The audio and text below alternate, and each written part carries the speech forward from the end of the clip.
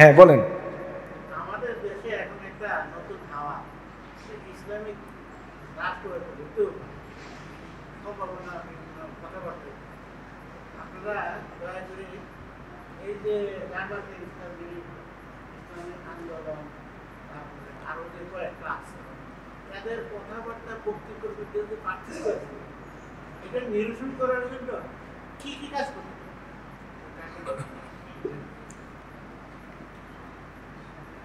আমরা যারা আছি মধ্যবিত্ত, কোরআন হাদিস পড়ি না, তাদের খুব সমস্যা হইতেছে এবং আমাদের মনে হইতেছে আমার মনে হয় আলহামদুলিল্লাহ সাল্লাতু সাল্লাম আলা রাসূলিল্লাহ, উনি যে কথা বলতে চাচ্ছিলেন প্রশ্নটা, সেটা হলো উনি ইসলামী দলগুলোর ঐক্য চাচ্ছেন। ইসলামী দলগুলোর ঐক্য আলহামদুলিল্লাহ সিংহভাগ হয়ে গিয়েছে। এটা আমি গতবারও আপনাকে বলেছি, আর আরো কয়েকবার আমি জুমার খুতবায় বলেছি, ইসলামী দলগুলোর সিংহভাগ উলামায়ে কেরামদের ঐক্যমত হয়ে গিয়েছে। বাংলাদেশ জামাত ইসলামী, বাংলাদেশ ইসলামী আন্দোলন, মজলিস, খেলাফত মজলিস, আপনারা দেখেছেন যে একই মঞ্চে 8টি ইসলামী দল একত্রিত হয়েছে। বাংলাদেশে এদের বাইরে আর যারা ইসলামী দল দাবি করে, তাদেরকে আমি খাটো করার জন্য বলছি না, বুঝার জন্য বলছি, এদের অধিকাংশই হুন্ডা পার্টি। মানে উনি একজন চালায়, একজন পিছনে থাকে, একজন সভাপতি, একজন সেক্রেটারি, দল শেষ, ক্লোজ। ভোট কয়টা আছে হিসাব করে দেখছেন? এত দল যে খুলছেন, দলের মানে দোকান খুলছেন, এই দোকানের মধ্যে কাস্টমার কয়জন আসে, এটা কি খেয়াল করছেন? সুতরাং এটা আর এখন বলার সুযোগ নাই যে আলেমদের মধ্যে মতবিরোধ খুব বেশি।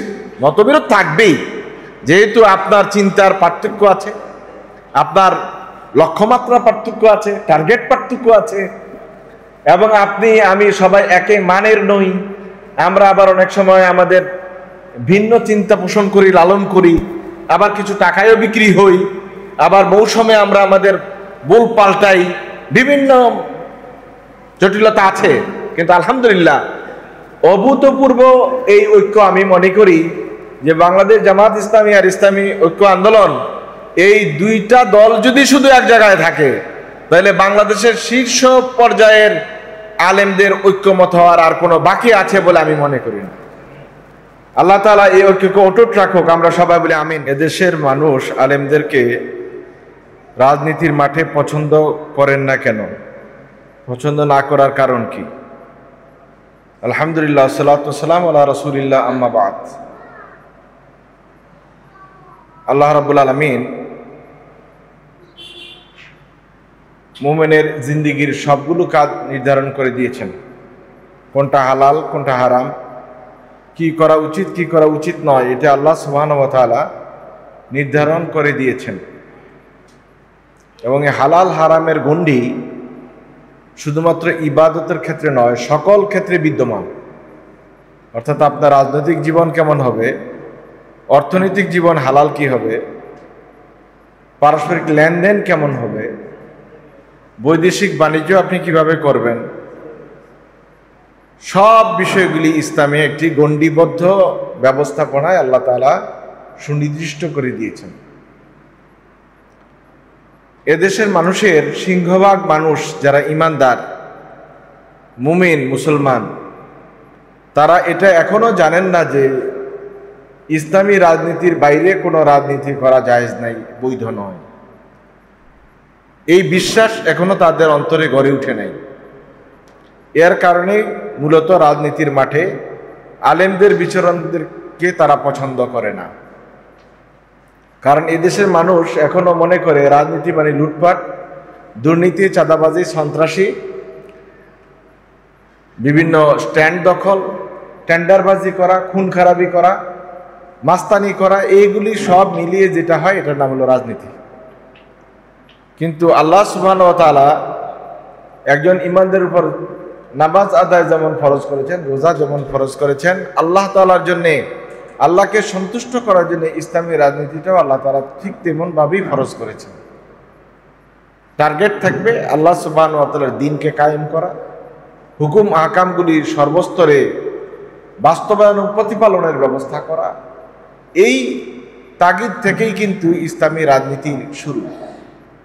এখন কেউ যদি মনে করে যে আলেমরা ক্ষমতায় আসলে আমি দুর্নীতি করতে পারবো না, ঘুষ নিতে পারবো না, চাঁদাবাজি করতে পারবো না, সন্ত্রাসী করতে পারবো না, আলেমরা নিজেরাও করে না, অন্যদেরকেও করতে দিবে না, তাহলে এরা কিভাবে আলেমদের রাজনীতিকে মেনে নেবে? মেনে নেওয়ার তো কোনো সূত্রই নেই। কারণ তার চেতনার সাথে, তার ধারণার সাথে, তার চিন্তার সাথে আলেমদের চিন্তার বৈপরীত্য অনেক অনেক বেশি। কিছুদিন আগে দেখলাম একজন পীর সাহেব বলতেছেন যে গণভোট হওয়ার আগে, যে গণভোটটা 8টি রাজনৈতিক দল চেয়েছে, আপনারা দেখেছেন, এই গণভোট হবে জুলাই বিপ্লবের উপরে। এটা হওয়ার আগে একজন আলেমীদ্দিন, একজন পীর সাহেব, উনি বললেন এই ভোট না হয়ে বরং ভোট হওয়া উচিত কে ইসলামী শরিয়া চায় আর কে ইসলামী শরিয়া চায় না, বা ইসলামের আইন শাসন চালু হোক, এটা কে চায় আর কে চায় না, এই বিষয়ে গণভোট হওয়া উচিত। উনি এমন একটা মন্তব্য করেছেন। আমি মনে করি এটি একটি চমৎকার পরামর্শ আর মন্তব্য। তবে শতভাগ নিশ্চিত থাকেন, এই দেশে এই গণভোট দিলে পাশ করার কোনো সম্ভাবনাই নাই। যদি ইসলামী আইন বাস্তবায়নের পক্ষে ভোট দিত, তাহলে তো এই দেশের সকল মুসলমান ইসলামী রাজনীতি করত। যেহেতু ইসলামী রাজনীতিটাকে পছন্দ করে না, এটাই বোঝা যায় যে শরিয়ার পক্ষে ভোট চাইলে ওরা ভোট দিবে না। আপনারা ইতিমধ্যেই বড় বড় রাজনৈতিক দলের বক্তব্য, বিবৃতি শুনেছেন। স্পষ্টভাবেই তারা বলেছেন শরিয়া আইনকে আমরা মানি না, বিশ্বাস করি না। এই কথা বলার পরে তাদের যারা সমর্থক আছে, এই দল যারা করে, তারা শরিয়া আইনের পক্ষে ভোট চাইলে কি ভোট দিবে? কোনো প্রশ্নই উঠে না। সুতরাং এটি একটি অবান্তর প্রস্তাব। বরং উলামায়ে কেরাম যারা আছেন তারা আলহামদুলিল্লাহ, এখন আমরা তো মনে করি আমাদের দৃষ্টিভঙ্গি যা আমরা যা দেখতে পাচ্ছি রাজনীতির ময়দানে, এখন বাংলাদেশে সম্ভাবনা 8টি ইসলামী দল বা 8টি দল একত্রিতভাবে যে কর্মসূচি ঘোষণা করেছে এবং রাজনীতির যে রূপরেখা জাতির সামনে উপস্থাপন করেছে, এটি একটি ঐতিহাসিক উপস্থাপনা। এবং এটা যদি বাস্তবায়িত হয়ে যায় তো আলহামদুলিল্লাহ আশা করি দেশের সিংহভাগ দিনদার ইমানদার মানুষের প্রত্যাশা পরিপূর্ণ হবে ইনশাআল্লাহ। কিন্তু আপনারা জানেন যে স্বার্থান্বেষী মহল যারা নিজেদের সুবিধার জন্য রাজনীতি করে, সুবিধাবাদী রাজনীতিবিদ, সুবিধাভোগী রাজনীতিবিদ, তারা কখনোই এমন একটা নিরেট, খাঁটি, নিরিবিলি রাজনৈতিক পরিবেশ হোক, এটা তারা পছন্দ করে না। কারণ তাদের টার্গেট ভিন্ন। একজন মানুষের বেঁচে থাকার জন্য কি পরিমাণ টাকা লাগে, কারুন ফেরাউনের পরিমাণ টাকাও যদি তাদের হয়, তবুও তারা রাজনীতির ময়দান থেকে দুর্নীতি বন্ধ করবেন। ইতিমধ্যে আপনারা কিছু ঘোষণাও শুনতে পাচ্ছেন, যে দুর্নীতিবাদ ফ্যাসিস্টরা পালিয়ে গেছে, এদেরকে আবার পুনর্বাসন করার জন্য সরাসরি মাঠে ঘোষণা দেওয়া হচ্ছে। তাদের মামলা তুলে নেওয়ার কথা বলা হচ্ছে, তাদেরকে পুনর্বাসন করার জন্য সকল ব্যবস্থা নেওয়ার কথা বলা হচ্ছে। তাহলে টার্গেট কি? টার্গেট হলো, এক ভাই কিছুদিন খেয়েছে, এরপর আমরা নতুন করে এসেছি, আমরা কিছুদিন খাবো, আবার প্রয়োজনে তোমরা খাবে। লুটে পুটে দেশটা খাওয়ার জন্য যে চিন্তায় রাজনীতি চলে, ওই চিন্তা, ওই রাজনীতির নাম ইসলামী রাজনীতি নয়। মানুষের অধিকার, মানুষের পাওনা, এটা মানুষের কাছে পৌঁছে দিতে হবে। এই যে প্রত্যাশা মানুষের, আপনি এখন দেখবেন সাধারণ মানুষের সাথে কথা বললেও মানুষ এটা প্রত্যাশা করে এখন, যে আমরা চাই মানুষেরা ভালো থাকুক, সুস্থ থাকুক, আরামে থাকুক, সন্ত্রাসমুক্ত থাকুক।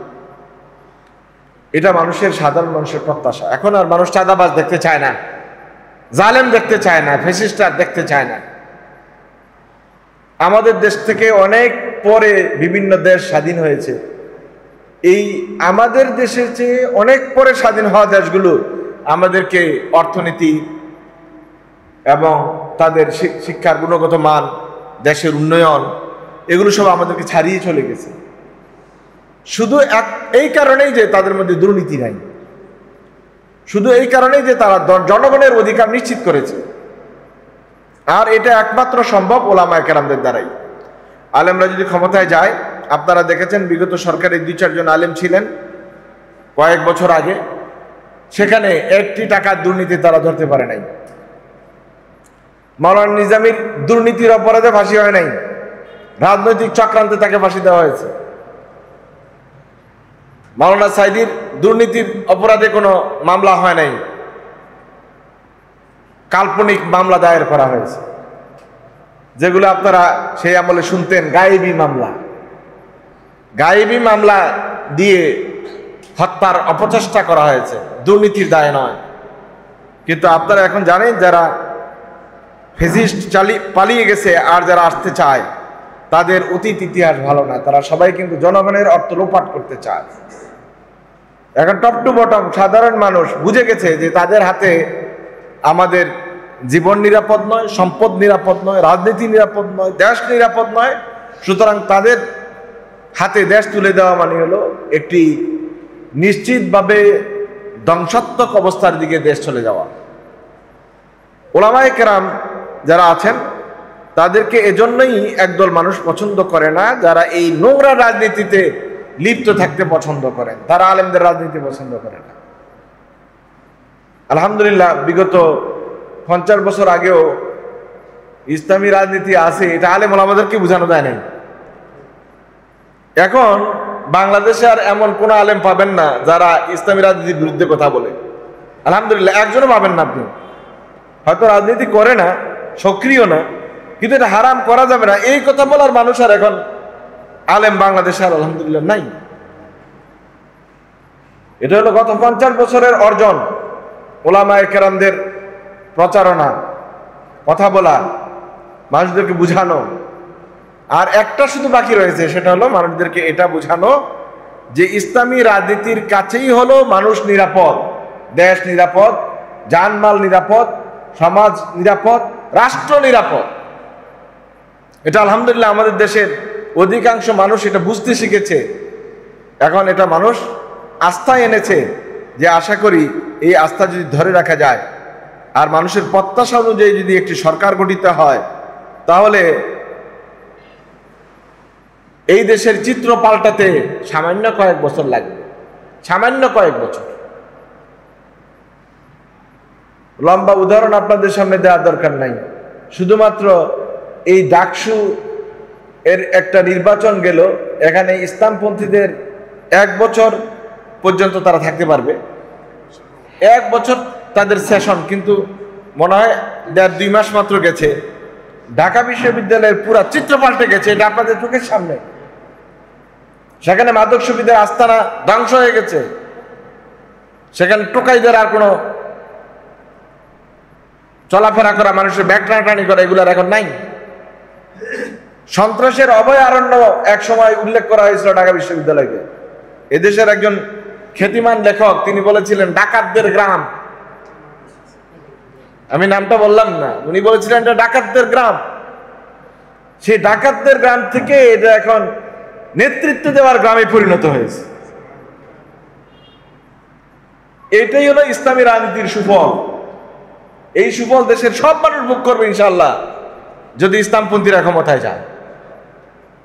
সুতরাং ওলামায়ে কেরামদের বিরুদ্ধে কোনো অপপ্রচার ছাড়া আর কোনো ভালো কিছু কাজ করার বিরোধীদের কোনো সুযোগ নাই। আমাদের সবাইকে সচেতন থাকতে হবে। আল্লাহ তাআলা যেন আমাদের সবাইকে দ্বীনের পথে, ঈমানের পথে থাকার তৌফিক দান করেন। আমরা সবাই বলি আমিন।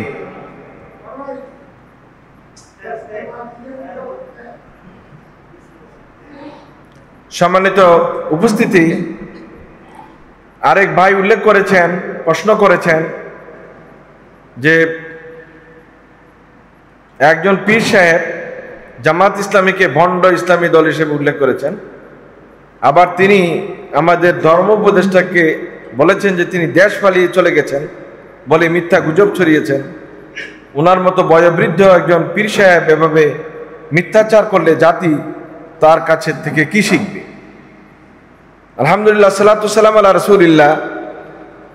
শুধু বিদ্বেষের জন্য বিদ্বেষ করা, হিংসা করা, এটা খুবই ন্যাক্কারজনক বিষয়। আপনি কাউকে ভালো জানেন না, সেটা আপনার ব্যক্তিগত বিষয়, কিন্তু কোনো ইস্যু ছাড়া, কোনো দোষ ছাড়া, কোনো ত্রুটি ছাড়া কারো বিরুদ্ধে কথা বলা, এটা খুবই গর্হিত কাজ। এই যে এখন আপনাদের কাছে ক্লিয়ার হয়ে যাবে ধীরে ধীরে, ইসলামী আন্দোলন, ইসলামী রাজনীতির বিরুদ্ধে যারাই অবস্থান নিয়েছে, আল্লাহ তাআলা তাকে অপদস্থ করে ছেড়েছেন, অপমানিত করে ছেড়েছেন। আপনারা দেখেন নাই কিছুদিন আগে একজন বয়োবৃদ্ধ আলিম যেভাবে গালিটা তিনি দিলেন, এতে কি ওনার সম্মান বেড়েছে না কমেছে? সাধারণ মানুষের কাছে তার মর্যাদা কতটুকু হানি হয়েছে, এটা একজন রিক্সা চালক, একজন পাবলিককে জিজ্ঞাসা করে দেখেন যে কতটুকু ঘৃণা ভরে তার নামটা মানুষ স্মরণ করে। এটাই হলো আল্লাহ তাআলার বিচার। এমন এক কথা মুখ দিয়ে বুক ফসকে বেরিয়ে আসবে যেটার কারণে আপনার চিরদিনে, সারা জীবনের অর্জন আপনার শেষ। এই যে এক পীর সাহেব বলে দিলেন জামাত ইসলামী ভণ্ড ইসলামী দল, আপনি যে পিরালি করেন, এই পিরালির সিলসিলার কথা কোন জায়গায় আছে? এক পীর তো আরেক পীরকে ভণ্ড বলে, এক হুজুর আরেক হুজুরকে ভণ্ড বলে, একজন আরেকজনকে কাফের বলে। এইভাবে বলতে বলতে এই দেশে তার আপনারা মুসলমানই রাখেন না। আমাদেরকে যতবার কাফের বলুক, আমরা কাউকে কাফের বলি না, এই সাহস আমাদের নাই।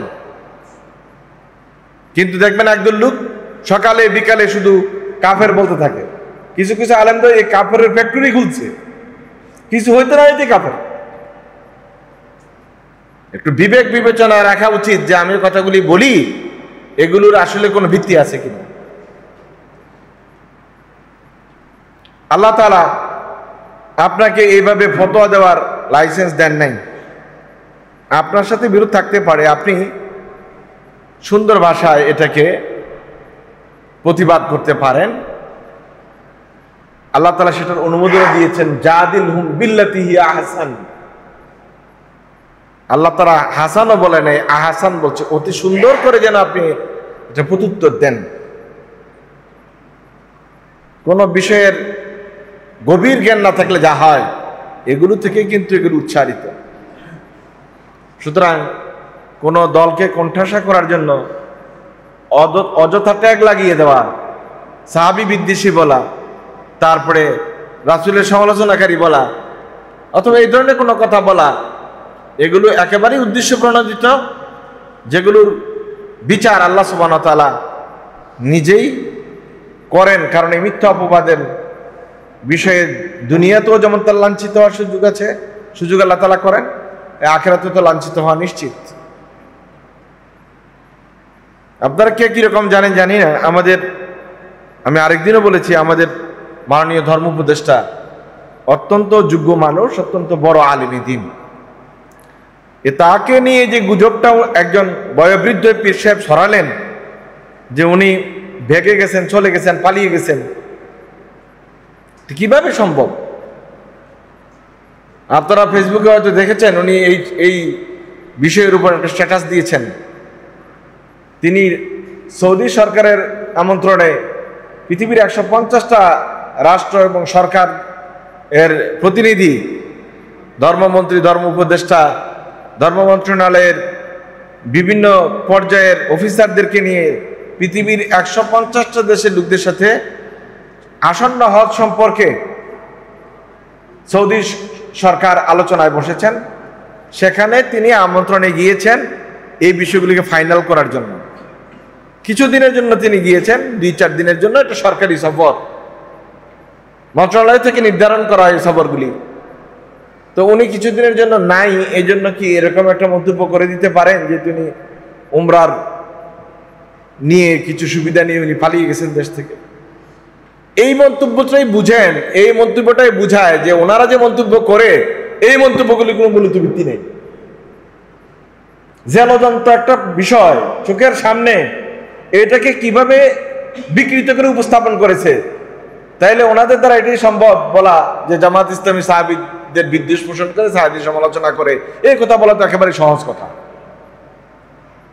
যারা চোখের সামনে সত্য কথাটাকে অপবাদ দিয়ে একজন আলেমী দ্বীনের বিরুদ্ধে কথা বলতে পারে, তারা তাদের বিরোধী পক্ষের বিরুদ্ধে কি না বলতে পারে, এটাই প্রমাণ করে যে তারা তথ্য নির্ভর কথা বলেন না, তারা জেনে কথা বলেন না, তারা আবেগ থেকে কথা বলেন, হিংসা থেকে কথা বলেন, বিরোধী দলকে কোণঠাসা করার জন্য, বিরোধী শক্তি চিন্তাকে কোণঠাসা করার জন্য কথা বলেন, যেটা আসলে কখনোই কাম্য নয়।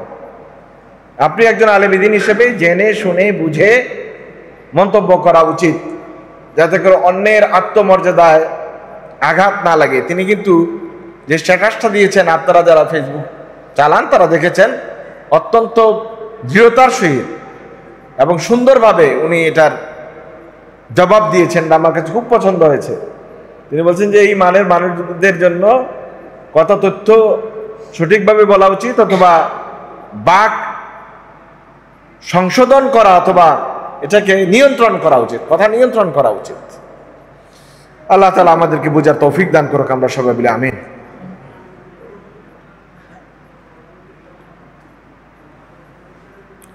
বাকি কিছু প্রশ্ন আছে, এই প্রশ্নগুলো আসলে আমি দিতে চাচ্ছি না, এজন্য দিতে চাই না যে এই প্রশ্নগুলো হওয়া উচিত দিন সম্পর্কে। আমি এখানে যে কথাগুলি বলি এখন ইদানিং, এগুলো শুধু ইসলামী রাজনীতির উপরে বেশি বলা হয়ে যাচ্ছে, আমি ওই দিকে কথা বলতে চাই না। মসজিদে মানুষ আসে শুধু রাজনৈতিক বক্তব্য শোনার জন্য নয়, কিন্তু পরিস্থিতি পরিবেশ এমন বাধ্য করে যে মানুষদেরকে সঠিক কথাটা বলাও আমার জন্য দায়িত্বের মধ্যে পড়ে। যেটা আরো অনেকগুলো প্রশ্ন ছিল, এগুলো আমি এড়িয়ে গেলাম, এগুলো বলবো না। আমি আপনাদেরকে শুধু এটা বলবো যে আপনাদের কোনো জরুরি প্রশ্ন থাকলে আমার হোয়াটসঅ্যাপে দিয়ে দিতে পারেন। সম্মানিত ভাইরা, আমরা আমাদের নির্ধারিত আলোচনা যে ছিল সেই আলোচনা শুরু করবো ইনশাল্লাহ। গত জুমাবার আমরা কথা বলেছি যে আমরা মোট 12টি উপায়ে অর্জিত অর্থ কোনোভাবেই হালাল বলতে পারবো না। এর মধ্যে আপনাদেরকে বলেছি যে ঘুষ নেওয়া, ব্যক্তিগত বা সরকারি কোনো সম্পত্তিকে তসরুফ করা, সুদ খাওয়া, চুরি করা, হারাম বস্তু উৎপাদন করা এবং বিক্রি করা, জুয়া খেলা, মূর্তি তৈরি করে উপার্জিত অর্থ নেয়া, ভাগ্য গণনা করা, এতিমের সম্পদ লুণ্ঠন করা, ওজনে কম দিয়ে ব্যবসা বাণিজ্য করার মাধ্যমে অর্জিত অর্থ, অপকর্ম বা ফাহশা কাজের প্রচলন করে সেখান থেকে পাওয়া অর্থ এবং বেশ্যাবৃত্তি। এই 12টি বিষয়ে আমরা গত জুমাবারে 2 জুমাবারে কথা বলেছি। এই 12টি উৎস থেকে আসা অর্থ, এগুলো হালাল হওয়ার কোনো সুযোগ নাই। কারণ আপনাকে প্রথম প্রশ্ন করা হবে ফিমা ইকতাসাবা, কিভাবে কোন উৎস থেকে কামাই করেছে। কাজে আগে উৎস ঠিক করে ফেলতে হবে। এই 12টা উৎস থেকে টাকা আসলে টাকা নেওয়া যাবে না, এবং ওখান থেকে কোনো রকমের ব্যবসা বাণিজ্য করে টাকার মালিক হওয়ার জন্য কোনো চিন্তা তদবির করা যাবে না।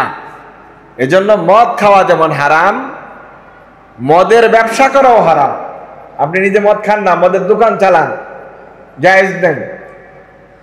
আপনি নিজে হারাম খান না, কিন্তু রিবা সুদ খান না, কিন্তু সুদ খাওয়ার জন্য আপনি যত আনুষঙ্গিক ব্যবস্থাপনা করেন এটাও করা যাবে না।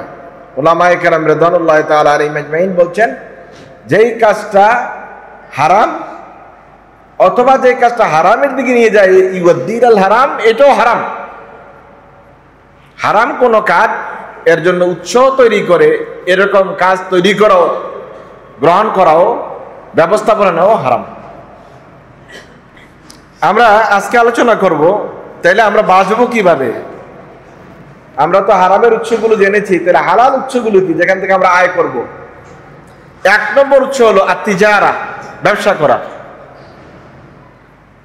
ইসলামী ব্যবস্থাপনায় সবচেয়ে ভালো যে ইনকামের রাস্তা, এটা হলো ব্যবসা। যার যেরকম ব্যবসা আছে ওরকম করবেন। অনেকে হয়তো ব্যবসা করার সাথে সাথেই চিন্তা করতেছেন কি দিয়ে ব্যবসা করব, এত বড় জুয়েলারি ব্যবসাকে আমার দ্বারা দেওয়া সম্ভব। অথবা কেউ চিন্তা করতেছেন আমি যে কয় টাকার মালিক, আমি কি আর ফ্ল্যাটের ব্যবসা, প্লটের ব্যবসা করতে পারবো? এখানে তো লক্ষ লক্ষ কোটি কোটি টাকার ইনভেস্টমেন্ট, কোটি ছাড়া কোনো কথাই নেই। আপনার জন্য যতটুকু তৌফিকে কুলায় অতটুকুর ব্যবসা। এই ব্যবসা একেবারে বড় কোনো ব্যবসা হয়ে যেতে হবে এমন কোনো কথা নাই। এই যে বাজারে লোকেরা টুকটাক ছোটখাটো ব্যবসা করে, কিছু তরকারি বিক্রি করে, কিছু ফুটপাতে বসে কিছু জিনিস বিক্রি করে, এগুলি কি ব্যবসা না?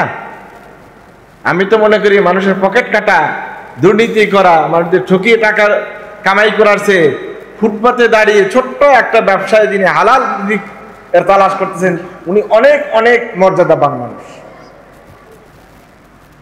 কারণ তার আত্মমর্যাদা আছে, হালাল রিজিকের গ্যারান্টি আছে, এবং তার দোয়া কবুলেরও শতভাগ নিশ্চয়তা আছে।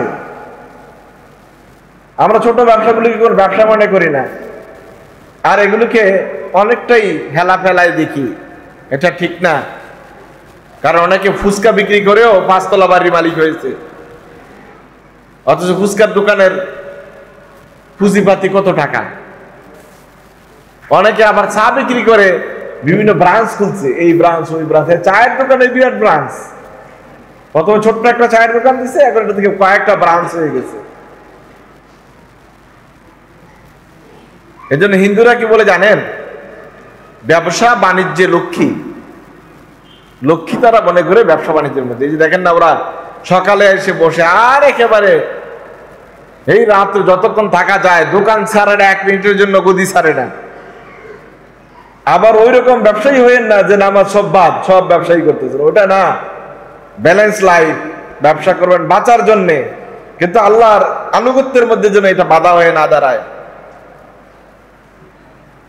লা তুলহিকুম আমওয়ালুকুম ওয়ালা আওলাদুকুম আন যিকরিল্লাহ, আল্লাহর জিকির, নামাজ, ইবাদত, স্মরণ থেকে যেন আপনাকে ভুলিয়ে না দেয়, ওই ব্যবসা করা যাবে না।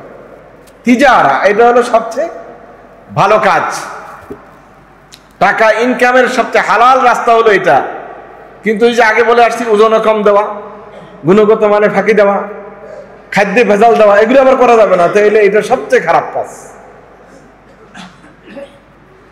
আম্বিয়া আলাইহিস সালাতু ওয়াস সালাম নিজেরাও ব্যবসা বাণিজ্য করতেন, সাহাবায়ে কেরাম রাদিয়াল্লাহু তাআলা আলাইহিম আজমাইন ওনারা ব্যবসা বাণিজ্য করতেন। নবী করিম সাল্লাল্লাহু আলাইহি ওয়াসাল্লাম নবুয়তের আগেই হযরত খাদিজা রাদিয়াল্লাহু তাআলা আনহার ব্যবসা পরিচালনা করেছেন।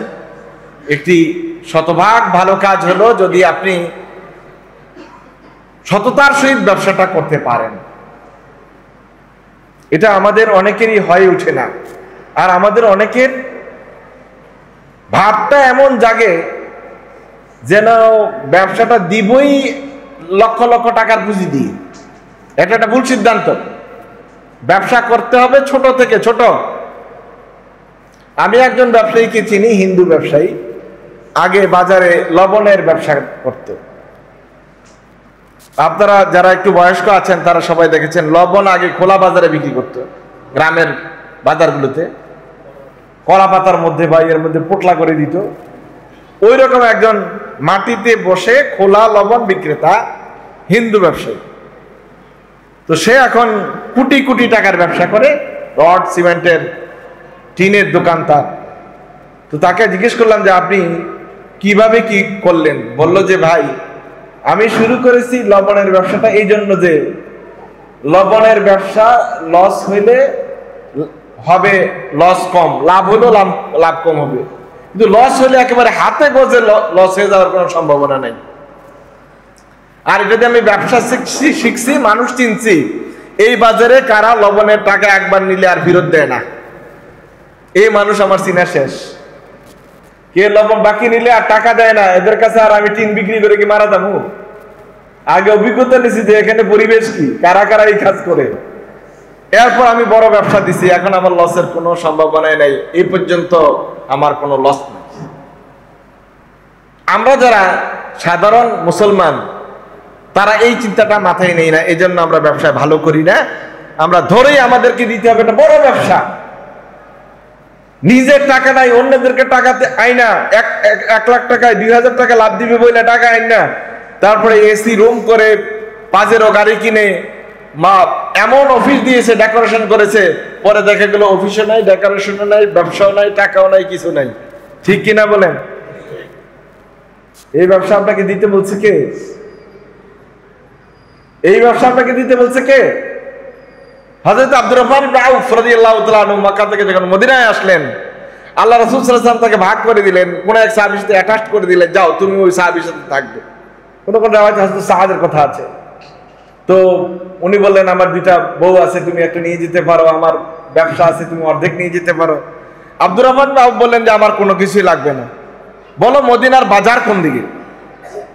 তিনি মদিনার বাজারে গেলেন, কিছু পনির কিনলেন, মাথার মধ্যে খাসিতে কইরা ওই পনির গলিতে গলিতে বাড়িতে বাড়িতে বিক্রি শুরু করলেন। আল্লাহ তাআলা এমন বারাকা দিলেন, কিছুদিনের মাথায় রাসূল সাল্লাল্লাহু আলাইহি ওয়াসাল্লামের সবচেয়ে বড় দানশীল সাহাবীদের মধ্যে একজন হয়ে গেলেন আব্দুর রহমান ইবনে আউফ। এত টাকার মালিক হয়েছেন। তাবুকের যুদ্ধে সিংহভাগ টাকা হযরতে আব্দুর রহমান ইবনে আউফ রাদিয়াল্লাহু তাআলা আনহু আর হযরত ওসমান রাদিয়াল্লাহু তাআলা আনহু দান করেছেন। শুধু ব্যবসা করে, কিসের ব্যবসা? মাথায় করে পনিরের ব্যবসা। প্রথম ধরে যদি বলতেছে না মদিনার কোনো গোল্ড ব্যবসা আছে কিনা দেন তো, এটা আমি শুরু করি। আমাদের তো এই চরিত্র, আমরা শুরু করি বড়টা দিয়ে, পরে বড় ধরনের লস খেয়ে আমরা চলে যাই, আমাদের ব্যবসা এখানে ক্লোজ। এই ব্যবসা তো সাহাবারা করতেন না, সাহাবারা করতেন টুকিটাকি থেকে বড় ব্যবসা। বুঝতে ব্যবসাটা আপনি কিভাবে করবেন? ধরেই কোনো বড় ব্যবসা দেওয়া, এটা হলো কোনো অভিজ্ঞতাহীন লোকের ব্যবসার কারণে আপনি মার খেয়ে যাবেন। এই জন্য ব্যবসা আগে শিখতে হবে, তারপর ব্যবসা করতে হবে। আর তিজারা এটা ভালো কাজ, কিন্তু করবেন কাদের পদ্ধতি অনুযায়ী? আলা মিনওয়ালি সাহাবা রিদওয়ানুল্লাহি তাআলা আলাইহিম আজমাইন, সাহাবা একরাম রিদওয়ানুল্লাহি তাআলা আলাইহিম আজমাইন যেভাবে ব্যবসা করতেন সেই পদ্ধতিতে ব্যবসা। 2 নম্বর কাসবু আল আমালি বিল ইয়াদ, আপনি নিজের কাজ নিজে করে উৎপাদন করা, ব্যবস্থা করা, রিজিকের ব্যবস্থা করা, উৎপাদন করা। আপনি কোন একটা কামারের দোকান দিয়েছেন, ওখানের ব্যবসা, নিজের হাতে রড বানাইয়া পিটাইয়া দা কাশি খন্তা বানিয়ে বিক্রি করতেছেন। আমাদের দেশে মানুষ কি মনে করে জানেন? এখন আমাদের এই ট্রেন্ডটা পরিবর্তন হলো না। মানুষ মনে করে পড়ালেখা করেছে মানে কি কোন বিশ্ববিদ্যালয়ের টিচার হয়ে যাবে, পড়ালেখা করেছে মানে মাদ্রাসার বড় মুহাদ্দিস হয়ে যাবে, ফকিহ হয়ে যাবে, প্রিন্সিপাল হবে। পড়ালেখার এই উদ্দেশ্য, যদি কেউ পড়ালেখা করে থাকে ভুল উদ্দেশ্যে পড়ালেখা করেছে। পড়ালেখা এক জিনিস, ব্যবসা এক জিনিস, টাকা এক জিনিস। এই সবগুলোকে এক জায়গায় গুলে ফেললে তো কিছুই হবে না। হানাফি মাযহাবের বড় বড় ইমাম যারা ব্যবসা করতেন, বাণিজ্য করতেন, আমালুল ইয়াদ, নিজে কাজ করে নিজের উপার্জনের ব্যবস্থা করতেন, বড় বড় ইমাম। হযরত দাউদ আলাইহিস সালাতু ওয়াস সালাম সহ আম্বিয়া আলাইহিস সালাতু ওয়াস সালাম সবাই নিজে কামাই করে, হাতের পরিশ্রম দিয়ে, গায়ে খাটুনি দিয়ে টাকা উপার্জন করতেন। দাউদ আলাইহিস সালাতু ওয়াস সালাম লোহার কাজ করতেন, আল্লাহ তাআলা তার জন্য সহজ করে দিয়েছেন। ওয়ালান্না লাহুল হাদিদ, আমি তার জন্য লোহাকে তার মতো করে নরম করে দিয়েছি, অনুগত করে দিয়েছি। হযরত আদম আলাইহিস সালাতু ওয়াস সালাম কৃষি কাজ করতেন। সাহাবা একরাম রাদিয়াল্লাহু তাআলা আলাইহিম আজমাইন নিজেদের কাজ নিজেরা হাতে করে, অন্যের বাড়িতে খাটুনি দিয়ে টাকা কামাই করে নিজেরা জীবিকা উপার্জন করতেন, লজ্জার কিছুই নাই। ইমাম আল হাদ্দাদ হানাফি মাযহাবের একজন বড় ইমাম, তিনি যেটা করতেন, তিনি ছিলেন কামার, পেশায় তিনি কামার ছিলেন, হাদ্দাদ। এরকম আল কুদুরি, ওই ছোট্ট একটা বই আছে আল কুদুরি, যে মতনের কিতাব, কিন্তু আলহামদুলিল্লাহ হানাফি ফিকহের এটা ফান্ডামেন্টাল বই। সেটাও তিনি বলা হয় যে বাড়ি বাড়ি গিয়ে পাতিল বিক্রি করতেন, এটা তার পেশা, তৈরি করতেন, বিক্রি করতেন। ইমাম আল কাফফাল, যিনি তালা নিজে বানাইতেন এবং বাজারে বাজারজাত করতেন, এর জন্য তার নাম হয়ে গেছে আল কাফফাল, কুফলুন থেকে, মানে তালা বিক্রেতা। আপনি এরকম শত শত উলামায়ে কেরামদের জীবনী পাবেন যারা বড় আলেমে দ্বীন, মুজতাহিদ, ফকিহ, মুহাদ্দিস, কিন্তু কোথাও চাকরি করতেন না, নিজেরা নিজেদের হাতের কামাই দিয়ে কাজ করে তারা জীবিকা উপার্জন করতেন।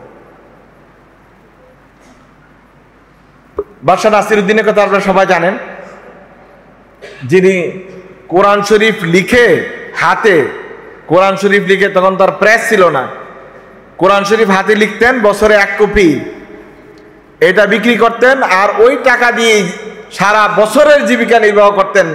তিনি কখনোই রাজকোষ থেকে কোনো টাকা নিতেন না। এইটা হলো কাসবুল হালাল। সবচেয়ে ভালো কাজ হলো গতরে গায়ে খাটুনি দিয়ে হাতে পরিশ্রম করে যে টাকাটা আপনি উপার্জন করেছেন। তাহলে যে রিক্সা চালায়, যে ভ্যান গাড়ি চালায়, যে লোক কারখানায় কাজ করে, এরা হলো সবচেয়ে বেশি শতভাগ হালাল রুজির মানুষ, যদি তার কাজে সে ফাঁকি না দেয়। রিক্সার প্যাডেলটা না চাপলে তো আর চাকা সামনে যাবে না, আপনি তো তাকে টাকা দিবেন না। তার রিজিক হলো শতভাগ হালাল। কাসবুল হালালের এই সংজ্ঞায় থাকেন। কত টাকার মালিক এটা বড় কথা না, কতটুকু হালাল টাকার মালিক এটা হলো বড় কথা। আমাদের দেশে সিংহভাগ মানুষ হলো মানুষদেরকে ফাঁকি দিয়ে ধাপ্পাবাজি করে দুর্নীতি করে কিভাবে টাকার মালিক হয়ে যায় ওই ধান্দায় থাকে। এটা চিন্তা করেন যে ইসলামী অর্থ ব্যবস্থার সবচেয়ে গুরুত্বপূর্ণ বিষয় হলো আমি কি পদ্ধতিতে টাকাটা ইনকাম করলাম। হ্যাঁ, সবাই তো আর রিক্সা চালাবে না, কেউ হয়তো সফটওয়্যার ইঞ্জিনিয়ার হবে, কেউ আরো ভালো কোনো বিজ্ঞানী হবে, তো সেও তার পরিশ্রম দিয়ে টাকা ইনকাম করে। যদি সে তার মালিকের, তার কোম্পানির, তার নিয়োগকর্তার সাথে চুক্তির শতভাগ সে পালন করে থাকে, আবার অফিসে পরে চলে যায়, আগে চলে যায়, পরে আসে, কাজে ফাঁকি দেয়, এসব লোকদের টাকার হালালের বিষয়টিও চিন্তার বিষয় যে আপনি তার সাথে কয়েক ঘন্টা চুক্তি আর এই কয়েক ঘন্টা কাজের মধ্যে কতটুকু ফাঁকি দিলাম। 3 নম্বর বিষয় হলো আপনি যদি মালিক হতে যান, টাকার মালিক ইসলামী শরিয়া অনুযায়ী, তো আপনি ওয়ারিশ সূত্রে পাওয়া আপনার সম্পদ হালাল। আপনি বাবার কাছ থেকে পেয়েছেন, মায়ের কাছ থেকে পেয়েছেন, এই যে ওয়ারিশি সূত্রে পাওনা, এটা হলো ইনকামের আরেকটা রাস্তা, সম্পদের মালিক হওয়ার আরেক রাস্তা। 4 নম্বর হলো কোনো দান সূত্রে পাওয়া, কেউ আপনাকে দান করেছে, এটা আপনার জন্য হালাল, এটা আপনি নিতে পারেন। 5 নম্বর হলো গনিমা, যুদ্ধক্ষেত্র থেকে প্রাপ্ত গনিমতের মাল, এটা আপনার জন্য হালাল। এই 5টি সূত্র ছাড়া অন্য কোন সূত্রে সম্পদের মালিক হওয়ার কোন সুযোগ ইসলামে নেই।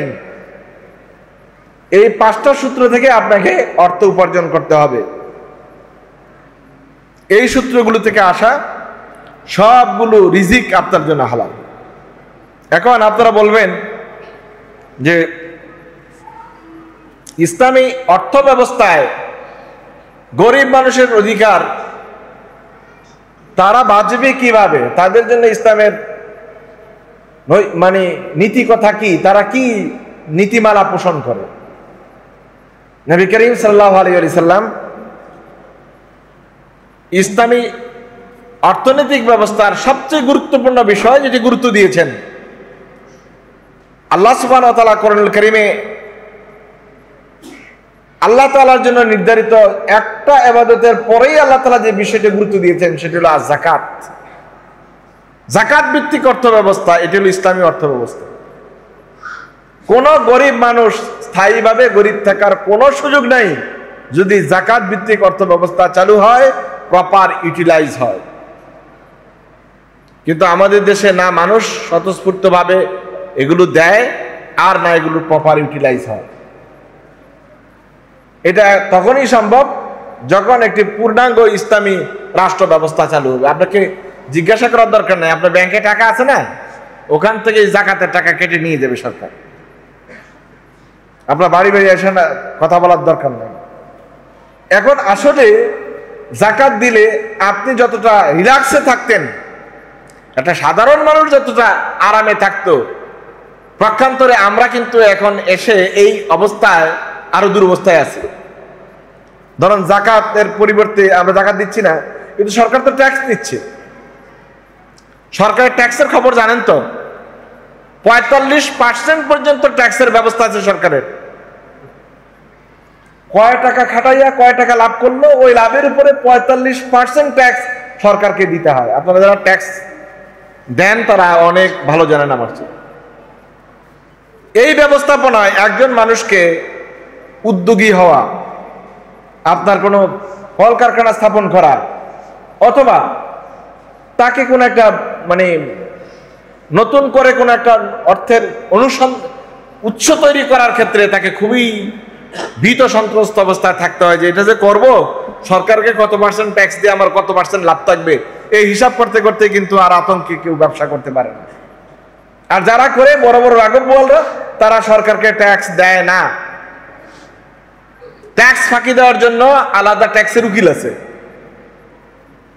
তারা ট্যাক্সের উকিলটাকে লাখ লাখ টাকা দিয়ে সরকারকে ফাঁকি দেয় কোটি কোটি টাকা। তারা সরকারকে ট্যাক্স দেয় না। ট্যাক্স দেয় কারা? ওই আপনার মতো আমার মতো কিছু নিরীহ লোক আছে, তারা ট্যাক্স দেয়। ওরা তো ট্যাক্স দেয় না, আবার সরকার থেকে তারা লোন নিয়ে রাখছে, ওই লোনের টাকাও ফেরত দেয় না।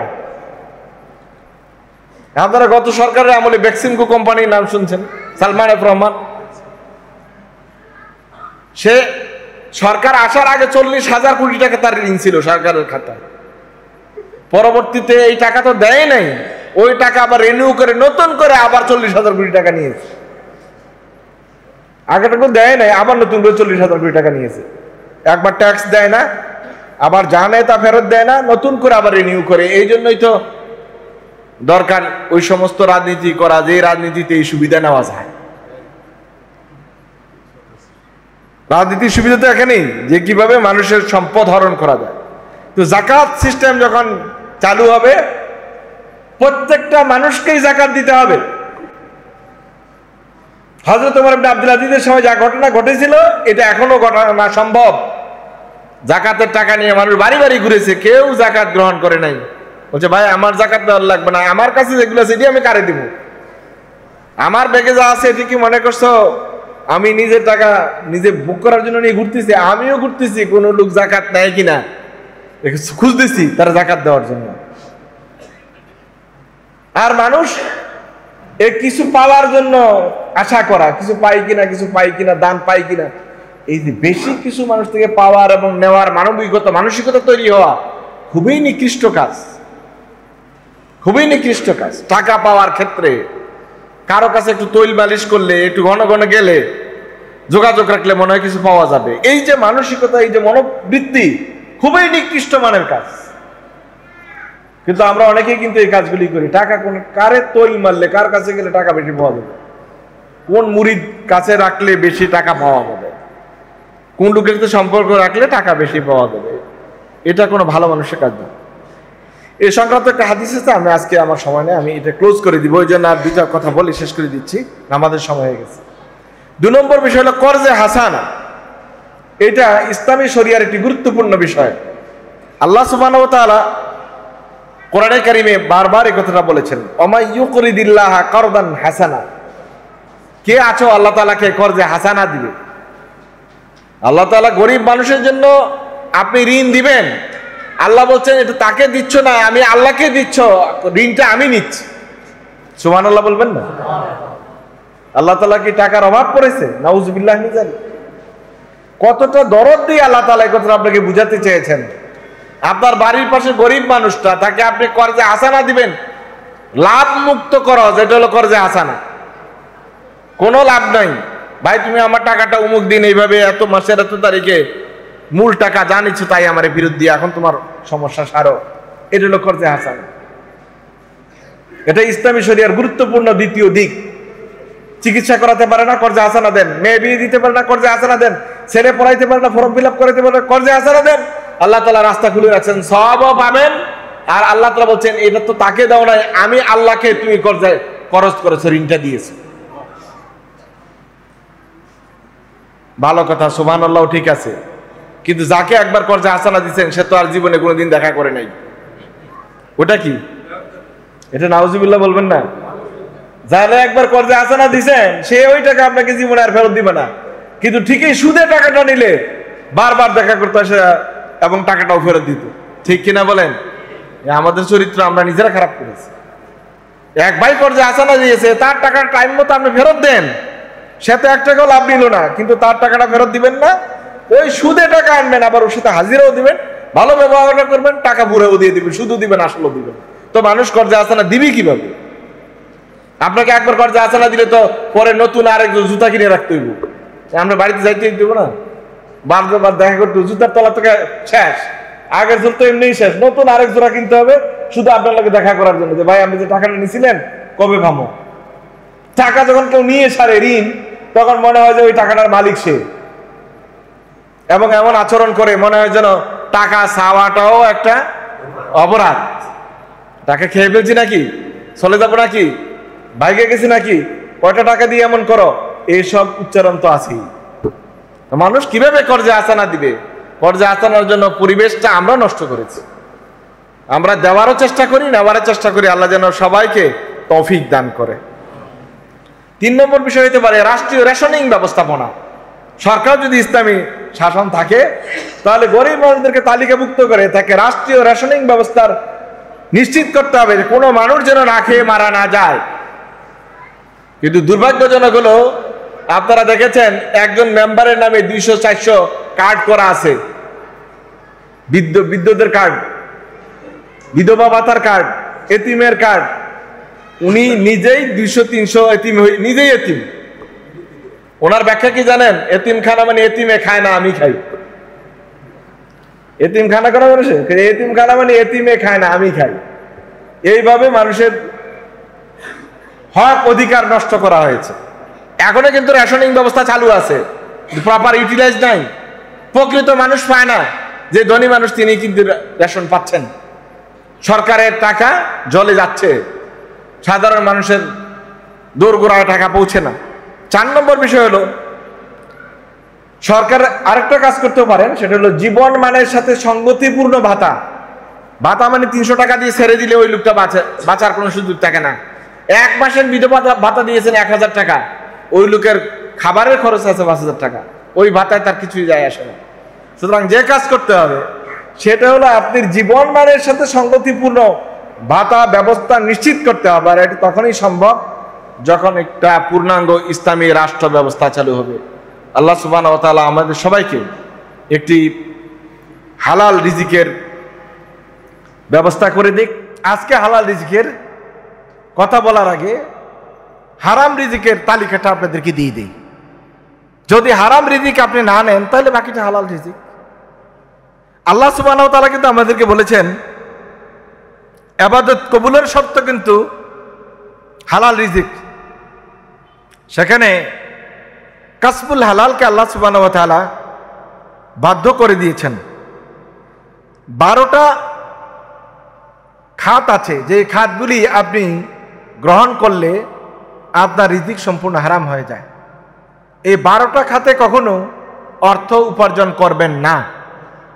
1 নম্বর হলো মানুষদের থেকে চাকরিও করা, অতিরিক্ত ঘুষ নেওয়া, এই কাজটা করা যাবে না। আপনি যখন সরকারের সাথে চুক্তিবদ্ধ হন, কোনো কোম্পানির সাথে চুক্তিবদ্ধ হন, কোনো মালিকের সাথে চুক্তিবদ্ধ হন, নির্ধারিত সময়ের বিনিময়ে আপনি এই কাজ করবেন, এই চুক্তিতে আপনি চাকরি নেন। 1 নম্বর কথা হলো, জীবনে যদি ভালো কিছু করতে চান তাহলে চাকরি করবেন না। চাকরি করাটা হলো একেবারেই 3য় গ্রেডের কাজ। 1 নম্বর কাজ হলো নিজে কাজ করা, ব্যবসা করা, পরিশ্রম করা, উদ্যোক্তা হওয়া, মানুষদেরকে চাকরি দেওয়া। নিজে ধরেই চাকরি করা, এটা কিন্তু ভালো কাজ না। এটা মনে রাখবেন। কিন্তু আত্মমর্যাদা সম্পন্ন মানুষ চাকরি করে না। আত্মমর্যাদা সম্পন্ন মানুষ উদ্যোক্তা হয়, চাকরি করে না। তো কাসবুল হালালের 1 নম্বর, কাসবুল হারামের 1 নম্বর কাজ হলো আপনি যেই চুক্তিতে গেলাম, ওই চুক্তিতে গিয়ে চুক্তি ভঙ্গ করে মানুষদের থেকে অতিরিক্ত অর্থ নেওয়া, যেটাকে আমরা বলি ঘুষ, উপরি। আল্লাহ সুবহানাহু ওয়া তাআলা বলেন, ওয়ালা তাকুলু আমওয়ালাকুম বাইনাকুম বিল বাতিল, তোমরা বাতিল পন্থায় পরস্পর থেকে অর্থ সংগ্রহের চেষ্টা করবে না। তাহলে 1 নম্বর কাজ ঘুষ ছাড়েন। 2 নম্বর, ব্যক্তি ও সরকারি সম্পত্তি, ব্যক্তি হোক অথবা সরকারি হোক, অন্যায়ভাবে ভোগ করা। অফিসের গাড়ি অফিসের কাজের জন্য দিচ্ছে, আপনার বিনোদন করার জন্য দেন নাই, তেল খরচ করতেছেন, কার তেল খরচ করে, জনগণের তেল। এই কাজটা করা যাবে না, এটা একটা হারাম উপার্জন। আল্লাহ সুবহানাহু ওয়া তাআলা বলেন, মা কানা লিনাবিয়্যিন আইয়াগুল্লা ওয়া মান ইয়াগলুল ইয়াতি বিমা গাল্লা।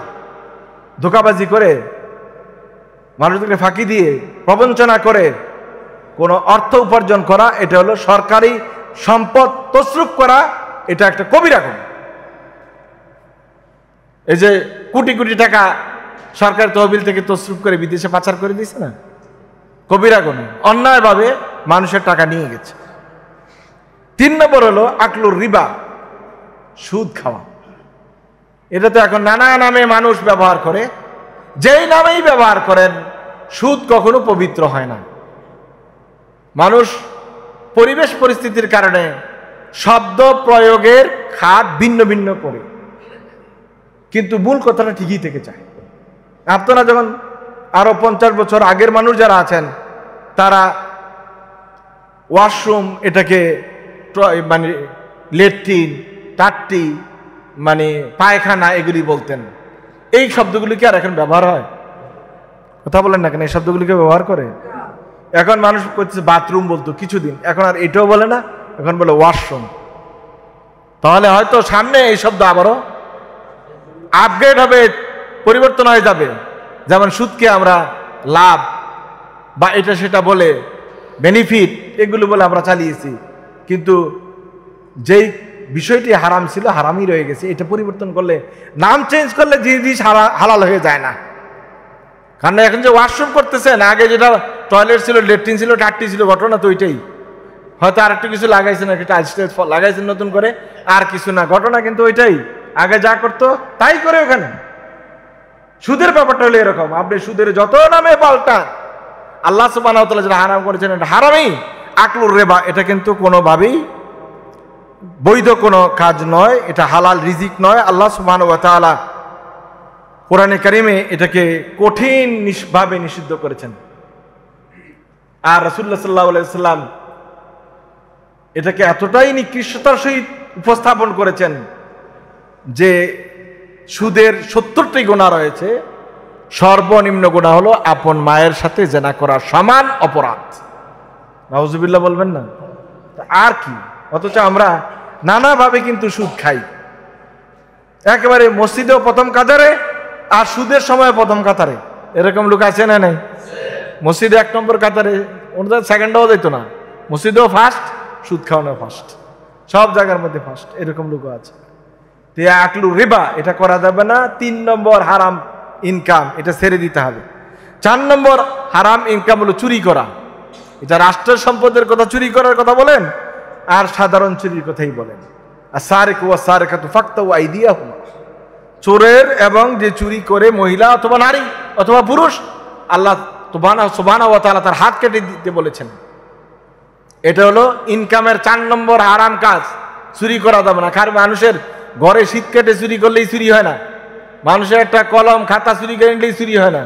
এই যে বড় বড় কোটি কোটি টাকা চুরি করেছে, এগুলো শুধু কলমের খোসায় চুরি করে নিয়ে গেছে, অথবা কম্পিউটার ল্যাপটপের সামনে বসে বাংলাদেশ ব্যাংকের রিজার্ভ চুরি করে ফেলছে।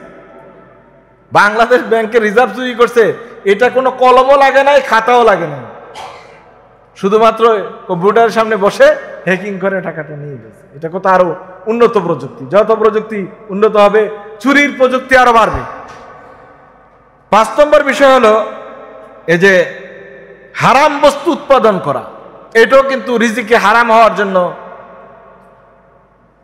প্রধান কারণ। আপনি এটা খান না, ব্যবহারও করেন না, উৎপাদন করে টাকা নেন। যেমন মদের ব্যবসা করেন, মদ খান না। শুকর পালেন এবং এটা বাজারজাত করেন, কিন্তু আপনি শুকর খান না। এটা কিন্তু ইনকামের আরেকটা রাস্তা। অনেকে মনে করেন আমি তো মদ খাই না, গাঁজা খাই না, ভাং খাই না, চরস খাই না, আমার কাছে তো কোনো ইয়াবা ট্যাবলেট আমি খাই না, শুধু ব্যবসাটা নেই করি, এত সুবিধা কি? ব্যবসা তো জায়েজ, আল্লাহ তাআলা তো আহাল্লাহুল বাইয়া, ব্যবসা জায়েজ করেছেন। কিসের ব্যবসা জায়েজ করেছেন? হালাল বস্তুর ব্যবসা হালাল, হারাম বস্তুর ব্যবসা হারাম। সুতরাং হারাম বস্তুর ব্যবসা করে বড় লোক হয়ে যাওয়া বা টাকার মালিক হওয়ার কোনো সুযোগ নাই, ওটাও হারাম। আজকে 5টি বিষয়ে কথা বললাম, আগামী দিন আর বাকি কথাগুলো বলবো। আগামী জুমাবারে দেখা হবে ইনশাল্লাহ, কথা হবে। সবাই ভালো থাকি, সুস্থ